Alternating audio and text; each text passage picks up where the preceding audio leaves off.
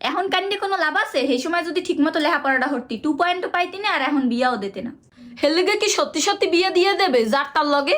যার তার লাগে কই, বেড়ায় তো বিদেশ থায়, আর তুই তো বিদেশই যাইতে চাইছিলি। যাইতে চাইছি কানাডা, সৌদি না। যাই আগে কয়েক বছর থাক, পরে ইউরোপে এমনি ঢুকতে পারবি। সবই বুঝলাম, কিন্তু বেটার মাথায় তো চুল নাই। কি কয় ইয়া, বেড়ার মাথায় দি চুল ভরা? আরে না, মোদ্দারে কইছে গোপনে আগলা চুল লাগাইয়া ঘরে। কি? থাক থাক, চুল নাই হাতে কি হয়েছে, পয়সা তো আছে। আসলেই, কিন্তু আশিক, আকাশ, মোকলেশ, শান্ত অগ কি হইবে? আরে দূর, অগ কথা বাদ দে তো। অগদারে কই দি মনে যে তোরে বাসার দিয়া ধরিয়া জোরে বিয়ে দিয়ে দিয়েছে।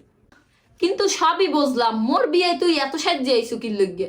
মোর একমাত্র বান্ধবীর বিয়ে, মুই সাজবো না তা সাজবে কেডা? মুইও দেখি এই না একটা লাইন টিন লাগাইতে পারি কিনা। তোর কি সবখানে গেলেই একটা না একটা লাইন লাগানি লাগে? তুই মনে হয় জীবনেও ভালো হবি না। এত লাইন মেরে লাভ আছে?